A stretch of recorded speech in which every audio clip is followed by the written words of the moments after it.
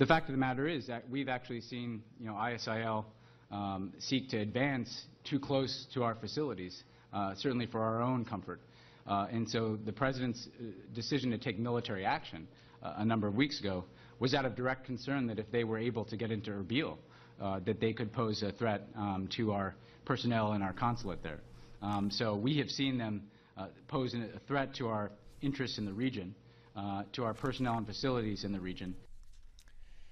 It is easy to throw up the warning flags and start a panic. It is often much more difficult to do the same and keep the attention of a population who at this stage of the game is almost accustomed to being frightened by its leaders and the media. ISIS is a dangerous force to be reckoned with. On that, there is no debate. But are they truly on the cusp of conducting a terrorist action in the United States that would kill thousands or even just a few? Welcome back to MidPoint, the director of Jihad Watch and the author of numerous books, including Arab Winter Comes to America, The Truth About the War We're In, Robert Spencer. Robert, thanks so much for being here again today. Thank you for having me on. Robert, let's talk some truth here for just a moment. Martin Dempsey, General Martin Dempsey, chairman of the Joint Chiefs of Staff, recently said that Sunni insurgent groups, the one formerly known as ISIS, is not currently plotting or planning attacks against the U.S. or Europe, yet we do hear certain politicians and other pundits saying that they are likely here and they are attempting to cross the border.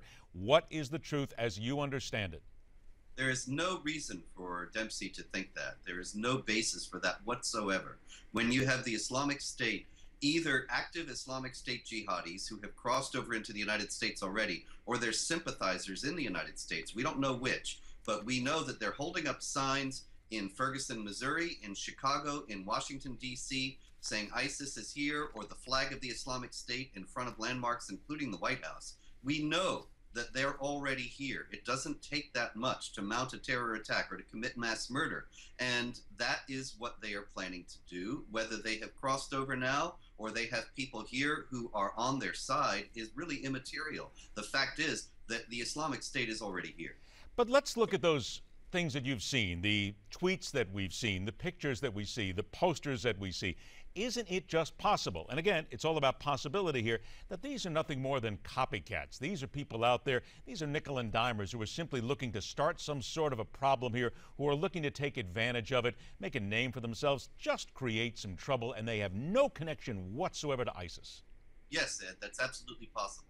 And it's also possible that they are among the Americans who believe in the same idea of Islam that the Islamic State stands for. And so it cannot be discounted. The fact is that we have already seen that there are quite a few Americans, nobody knows exactly how many, who have already traveled to Iraq and Syria to join the Islamic State. There is absolutely no reason whatsoever to believe that that's absolutely all of the Muslims in America who hold to the same ideas as the Islamic State. The problem is, it may be that a jihad terror attack could be carried out by somebody who does indeed have no connection whatsoever to the Islamic State, except that he believes the same way, shares their sympathies, and sees their threats, believing now that it is time to strike. If there really isn't any reason for Dempsey to make this statement, then why, in your opinion, would he make it? Simply looking to cast aspersions somewhere else, throw things off, throw them off the trail, if you will? There's got to be a reason for it. Oh, absolutely. There are quite a few reasons, I think, in this case.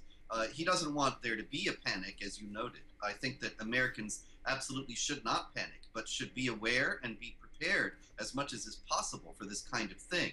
But at the same time, the Obama administration in general, and that includes people like Dempsey in this case, they have been caught flat-footed by the rise of the Islamic State after the Obama administration's precipitous withdrawal from Iraq in fulfillment of campaign promises that Obama made. And, the Islamic State is their baby. It wouldn't be there if the American troops were still there. And so they have to downplay, denigrate, deny, and obfuscate the magnitude of the threat that the Islamic State poses, simply to try to throw off the scent, throw off the trail from people who are going to put together that this is all their fault. They have made this happen. All right, now, you're going to hear this. I know you probably already have, but this is Defense Secretary Chuck Hagel. This is last week, saying that ISIL, whether it's ISIL, ISIS, whatever you want to call them nowadays, is more than a terror group and beyond anything the U.S. has ever seen before. Here's that sound. ISIL is as sophisticated and well-funded as any group that we have seen. They're beyond just a terrorist group. They marry ideology, a sophistication of strategic and tactical military prowess. They are tremendously well funded. Oh, this is beyond anything that we've seen. So we must prepare for everything. And the only way you do that is you take a cold, steely, hard look at it and get ready. That is something that has to be difficult for most people to believe, especially in light of what we saw on 9/11 and many other terrorist groups that we have seen over the years, that this is beyond anything the U.S. has seen before. Now, the two things I hear in here that are different are money and tactics. Let's look at those two right now. Is it simply because this is a better funded group than anything we have ever seen before? They can buy whatever they want anywhere at any time? Well, that has a great deal to do with it. I mean, after all, look, this group holds a territory the size of a nation. They've only held it for a few months. It may be that they will collapse in the next year or so. It may be that there will be some Western action against them.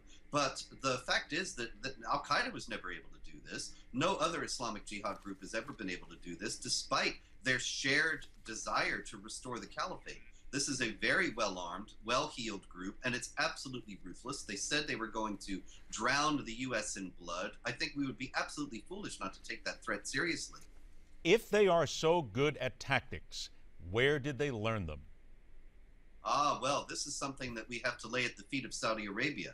The Saudis have been spreading this view of Islam around the world with incredible resources coming from their oil money for years. And this includes tactics and strategy involved in spreading jihad and spreading Islamic law around the world. And so this is something that has now come back to bite the Saudis, of course, because the caliphate does not include a kingdom that is based on hereditary rule like the House of Saud. And so they may be regretting what they have done now, but this is something that they've bankrolled for decades. Sources are telling a lot of folks right now that U.S. intelligence is gathering information on where ISIS is located in Syria. Honestly now, is it only a matter of time? We've already seen Americans in Syria, but a matter of time before something happens there that is not just the occasional strike, the occasional rescue, but that America has got to get deeper involved in Syria if they're really going to stop this.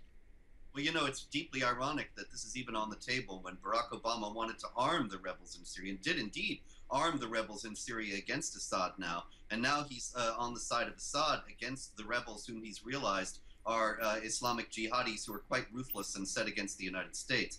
But yeah, I think that there's one thing that's certain. If we don't confront them in Syria in the next year, we're going to have to confront them sooner or later. They have declared war on the United States. They're not going to stop. If we don't move in now, then we're just postponing the problem. In that war on the United States that you and many others believe is coming, the recent reports mention Chicago. But can you say, and I'll bet you can without any doubt, and many people will probably agree with you as well, that a place like Washington, D.C. or New York City, despite the fact they have been hit before and they were main targets in 9/11, these are the grade A targets of folks like this, and they will do whatever they can in order to get to those two cities, even if it means that they're as protected as they possibly can be? Oh, yes, Ed, without any doubt. I mean, we've already seen, you mentioned the Twitter threats and so on, and we've seen the Islamic State supporters or members holding up the Islamic flag in front of landmarks in Washington, and I believe there was one in New York, but there's no doubt either in any case that New York is in their sights. It is of tremendous symbolic value as well as its value as a center for American commerce, and so there's no doubt it's in the sights of the Islamic State. How about Washington, D.C.? Oh, absolutely, yes. Same thing. Just as the Al-Qaeda group on 9/11 hit both the Pentagon and the World Trade Center, so also both cities would be in their sights today without any doubt. Got about 20 seconds left here, Robert. Are you concerned that one day we're going to wake up and we're going to see the same things that we saw on 9/11, some sort of live report coming from somewhere, and it's going to happen? We just are really difficult to stop it right now. Unfortunately, I don't see anything that can possibly stop it, especially when there's so much willful ignorance and denial about the jihad threat at the very top of American government and law enforcement. That is the scariest thing I think we possibly could say to begin any sort of a show, because Americans certainly are still thinking back to 9/11 and certainly hoping that we can do something to avoid it at this point. We're going to stay in touch. Robert Spencer from Jihad Watch. Thanks so much, Robert. It's always a pleasure to have you on the show. Likewise, Ed. Thank you. All right, later on this hour, with great power comes great responsibility. A lesson that neither a pro quarterback nor a world leader seem willing to learn. And after the break, leadership is vital from the home to the home front. We might be in serious danger. We'll talk on MidPoint.